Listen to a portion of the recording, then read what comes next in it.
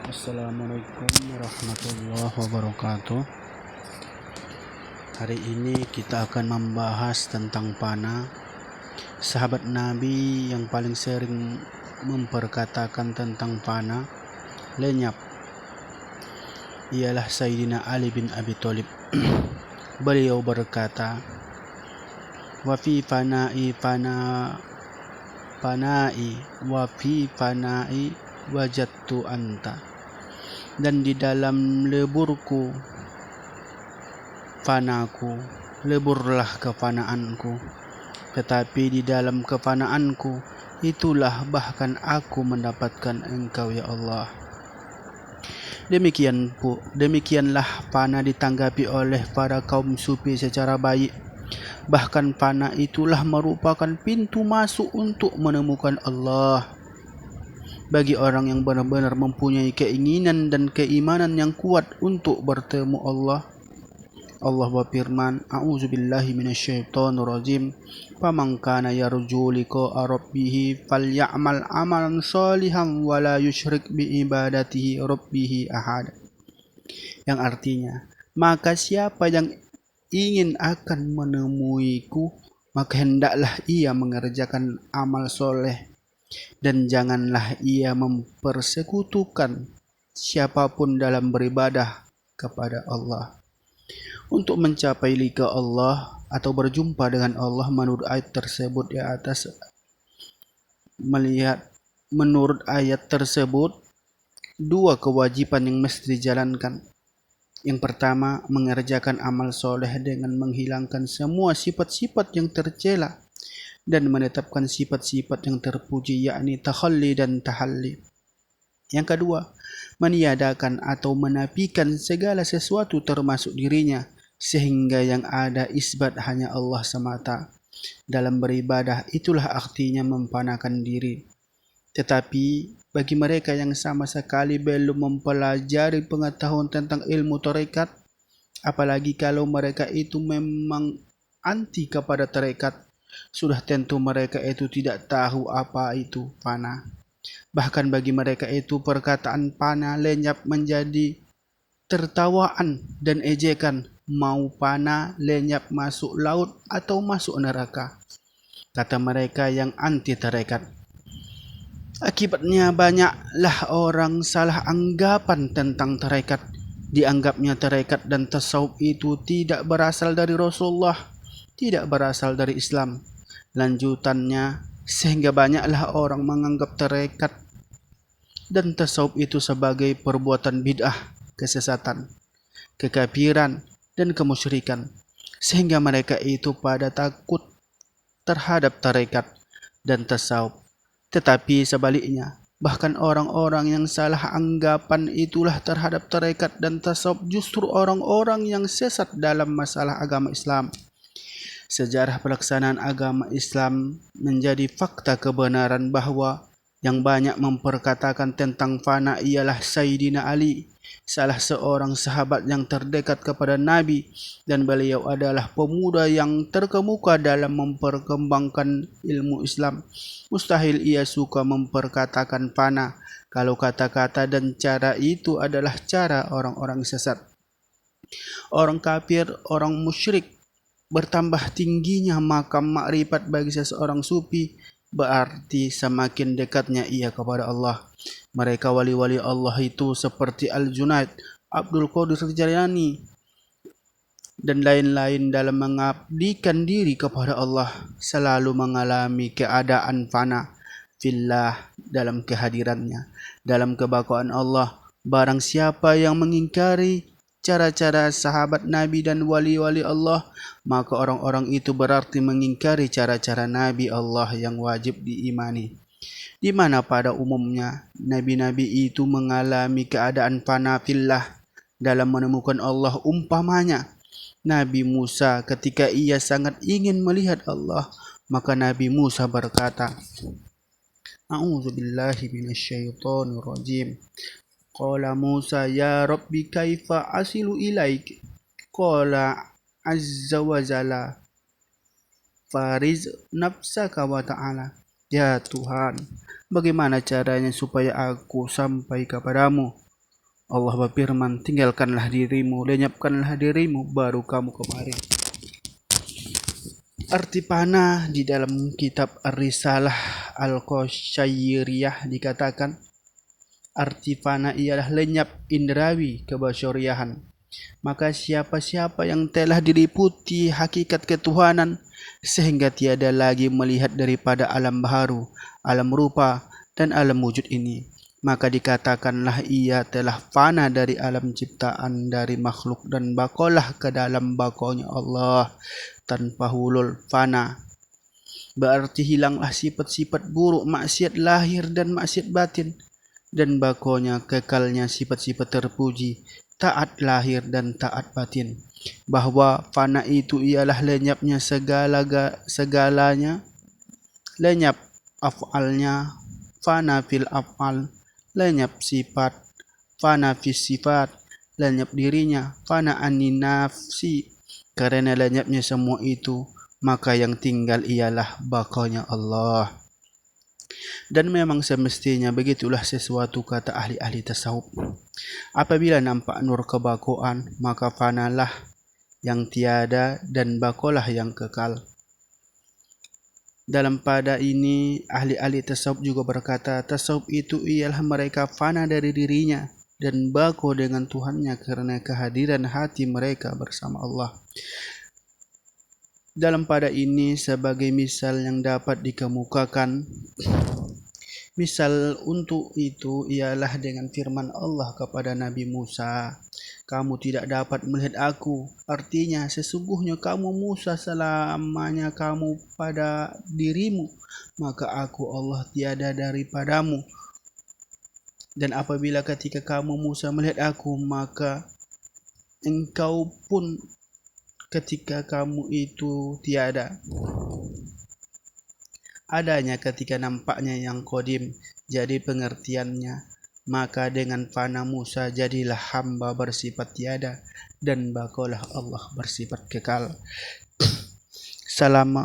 Selama masa 20 tahun, aku merasa di antara ada dan tiada. Jika aku berada pada Tuhanku, maka aku tiada pada diriku. Dan jika aku berada pada diriku, maka tiadalah aku pada Tuhanku. Fana yang dicari orang-orang sufi ialah penghancuran diri, yaitu fanaun nafsi. Yang dimaksudkan dengan fanaun nafsi ialah kehancuran perasaan atau kesadaran atas tubuh kasar. Dalam kitab Ar-Risalah Al-Qusyairi dikatakan, fananya seseorang dari dirinya dan dari makhluk lain terjadi dengan hilangnya kesadaran tentang dirinya, dan makhluk lain itu sebenarnya dirinya tetap ada, dan demikian pula makhluk lain ada akan tetapi tak sadar lagi pada mereka dan pada dirinya. Dalam sejarah tasawuf, maka Abu Yazid Al-Bustamilah yang wafat tahun 874 Masehi adalah yang dipandang sebagai sufi pertama memberikan ajaran metode fana dan bako.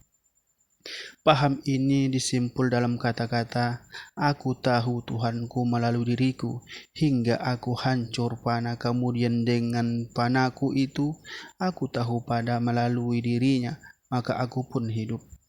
Berbicara tentang Abu Yazid Al-Bustami mengenai fana dan bako, tidak dapat dipisahkan dengan pembicaraan paham ijtihad sebagai ajaran Abu Yazid. Dalam ajaran ijtihad sebagai salah satu metode tasawuf, menurut keterangan Al-Badawi, yang dilihat hanya satu wujud.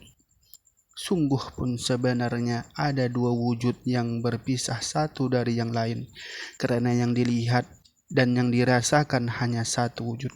Maka dalam ijtihad bisa terjadi pertukaran peranan antara yang mencintai dan yang dicintai, atau tegasnya antara sufi dan Tuhan. Dalam situasi seperti ini, seseorang sufi telah merasa dirinya bersatu dengan Tuhan, suatu tingkatan di mana yang mencintai dan yang dicintai telah menjadi satu, sehingga salah satu dari mereka dapat memanggil yang satu dengan kata-kata hai aku. Kejadian seperti banyak sekali terjadi pada diri Abu Yazid. Salah satu contoh, Abu Yazid mengucapkan kata aku bukan lagi sebagai ucapan dari diri Abu Yazid, tetapi adalah sebagai ucapan Allah, karena Abu Yazid telah bersatu dengan diri Allah. Dengan kata lain, Abu Yazid dalam ijtihad berbicara melalui lidah Tuhan. Abu Yazid pernah berkata, Maha suci aku, maha besar aku. Kata-kata serupa di atas bukan diucapkan oleh Abu Yazid sebagai kata-kata sendiri, tetapi kata-kata itu diucapkan melalui diri Tuhan dalam ijtihad yang diucapkan dengan Tuhan. Abu Yazid telah berkata-kata dengan perkataan Allah, melihat dengan penglihatan Allah, mendengar dengan pendengaran Allah. Pendeknya, Abu Yazid telah berakhlak dengan akhlakullah. Kejadian-kejadian yang terjadi pada diri Abu Yazid sepertinya mungkin itulah yang dimaksud dengan hadis an Abi Hurairah radhiyallahu anhu qala Rasulullah sallallahu alaihi wasallam innallaha ta'ala qala wa ma taqarraba ila abdi bi syai'in ahabbu ilayya min ada'i ma tarattuhu wa la yazalu 'aidi yataqarrabu ilayya bin nawafili hatta uhibbahu فإذا أحببته كنت سمعه الذي يسمع به وبصره الذي يبصره به ويده التي يبطش بها ورجله التي يمشي بها ولئن سألني لأعطينه ولئن استعاذني لأعيذنه, yang artinya, tidak cukup cara pendek hambaku kepadaku dengan hanya menjalankan saja ibadah yang diperlukan atasnya, supaya menjadi aku cintai. Akan tetapi hambaku dapat mendekatkan aku dengan ia selalu memperbanyak amalan-amalan sunnah nawafil, demikian banyaknya sehingga ia aku cintai. Maka apabila ia aku telah cintai, maka pendengaranku menjadilah pendengarannya, dan tanganku menjadilah tangannya, yang dengan dia ia memegang, dan kakinya yang dengannya ia berjalan. Dan jika ia meminta kepadaku, maka aku berikan, dan jika ia meminta lindungan dari segala kesusahan, aku lindungi. Paham ijtihad ini adalah ajaran Abu Yazid al-Bustami yang merupakan suatu cara atau tarekat ke arah mencapai ma'rifatullah sebagai makam tertinggi untuk bersatu dengan Tuhan. Paham ijtihad selanjutnya dapat mengambil bentuk hulul, Tuhan mengambil tempat dalam diri. Dari ajaran al-halas dan wahdatul wujud yang ada hanya satu, yakni abid dan ma'bud, atau abidu wal ma'budu wahidun, sebagai ajaran dan Muhyiddin Ibnu Arabi. Maka pengikut-pengikut tarekat sufi yang berpaham dan memakai cara ajaran-ajaran tersebut di atas dalam menemukan Tuhan, sebelum ia dapat bersatu dengan Tuhan, ia harus terlebih dahulu menghancurkan, memfanakan dirinya. Bukan berarti hamba itu Tuhan ataupun Tuhan itu hamba. Selama ini belum dapat menghancurkan dirinya, ia tak akan dapat bersatu dengan pengenalan Allah Ta'ala. Penghancuran diri itu dalam tarekat dinamakan fana. Sesungguh pun semua ajaran tasawuf mengakui bahwa pintu untuk jalan masuk bertemu Allah, mengenal Allah adalah pintu fana. Namun masih banyak terdapat perbedaan cara di antara ahli-ahli muhakkikin. Tetapi tujuan tetap satu, ialah liqa Allah, bertemu dengan Allah dengan pengenalan-pengenalannya. Perbedaan-perbedaan cara itu dibenarkan oleh Al-Ghazali, di mana Al-Ghazali membawa juga pengikut-pengikutnya kepada liqa Allah. Perbedaan cara ini dapat kami kemukakan. Kita kemukakan suatu pendapat dalam kitab Insanul Kamil adalah lain, dikatakan bahwa sesungguhnya soal mencapai zat Allah, melihat Allah, mengenal Allah yang Maha Agung, ialah bahwa kamu tahu tarekat cara kasab terbukanya rahasia ketuhanan. Ketika itu kamu adalah dia dan dia adalah kamu, tetapi tidak dalam bentuk ittihad dan hulul. bahwasanya hamba tetap hamba, Tuhan tetap Tuhan. Tidak mungkin hamba jadi Tuhan dan tidak mungkin pula Tuhan jadi hamba. Adapun tanda-tanda kasab adalah: pertama, ia fana dari dirinya karena nampaknya Tuhan. Kedua, ia fana dari sifat-sifat Tuhan karena nampaknya rahasia ketuhanan. Ketiga, ia fana dari segala yang bersangkutan sifat karena hakikat zatullah. Apabila telah sesuai bagimu ketika dalam keadaan seperti ini, maka ketika itulah kamu mendapat zatullah. Bahwa pendapat atau cara Imam Tasawuf Said Abdul Karim Al-Jailani dalam menemukan Tuhan seperti keterangan tersebut yang menolak cara Ittihad dan Hulul. Terdapat perbedaan cara dengan Abu Yazid Al-Bustami yang memakai cara Ittihad, dan berbeda pula dengan Al-Halas yang memakai cara Hulul. Mungkin dengan adanya perbedaan tersebut sehingga timbullah tarekat-tarekat menjadi banyak. Adapun tarekat yang mukhtabarah yang masih diakui baiknya adalah 41 tarekat. Tingkat-tingkatan fana dan hikmah. Tingkatan yang pertama, fana fi af'alillah, tiada perbuatan melainkan perbuatan Allah. Dalam fana pada tingkatan pertama ini, seseorang telah mulai dengan situasi di mana akal pikir mulai tidak berjalan lagi, melainkan terjadi sebagai ilham. Tiba-tiba nur ilahi terbit dalam hati sanubari. Muhaddarah, kehadiran hati beserta Allah dalam situasi mana gerak dan diam telah lenyap menjadi gerak dan diamnya Allah, sebagaimana firman-Nya, wallahu khalaqakum wama ta'malun, dan Allah jualah yang menjadikan engkau dan segala perbuatanmu. Dan kamu sekali-kali tidak punya kehendak dalam gerak dan diam, melainkan dikehendaki oleh Allah.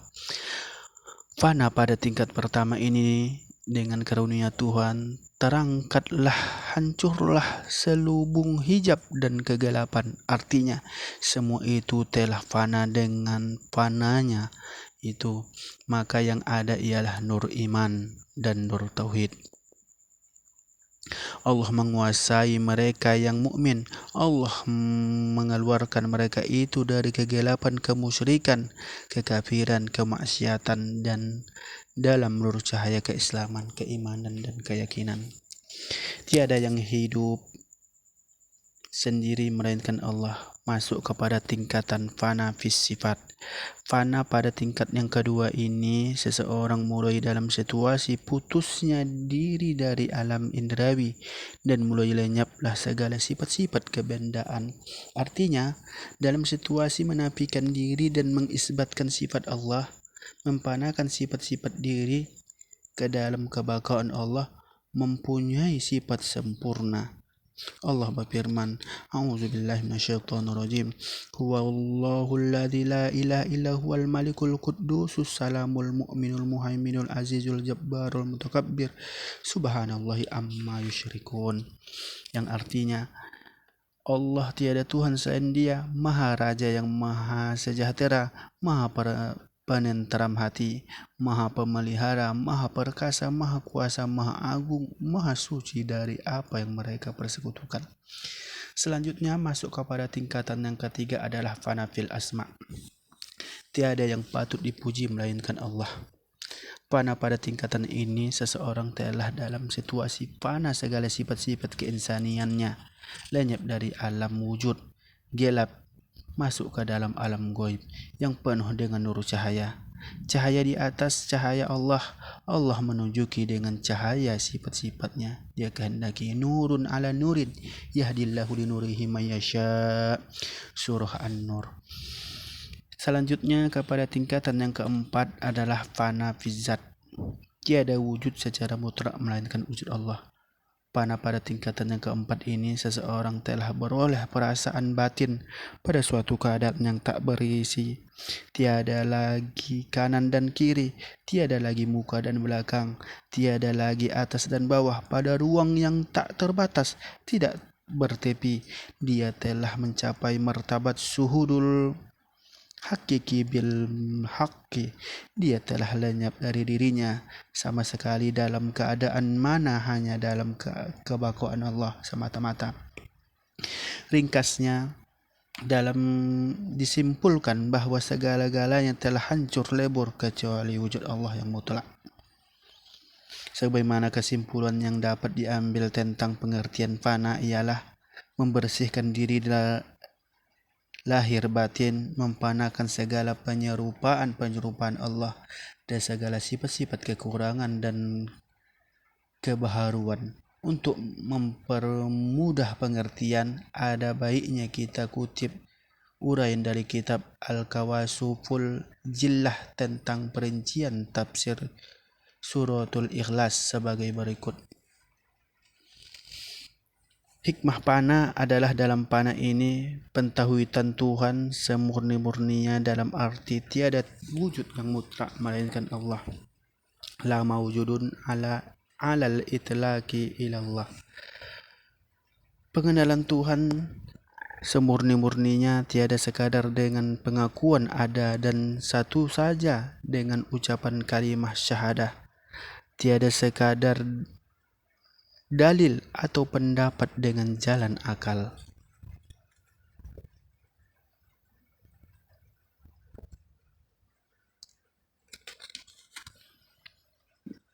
Tetapi kita mengenal Tuhan dalam arti makrifah. Perhatikanlah kembali pelajaran kita pada bab yang lalu, sebagaimana ahli tasawuf memberikan arti makrifat. Makrifat ialah lenyapnya segala yang lain karena nampaknya Maha Esanya Allah. Tiap orang yang atas kebinasaan, tiap manusia pasti ada binasa, kefanaan dan zat Allah, tetapi bako yang mempunyai sifat sempurna. Wal akhiratu khairu wa abqa. Sebaik-baik akhir adalah akhirat, tempat yang kekal.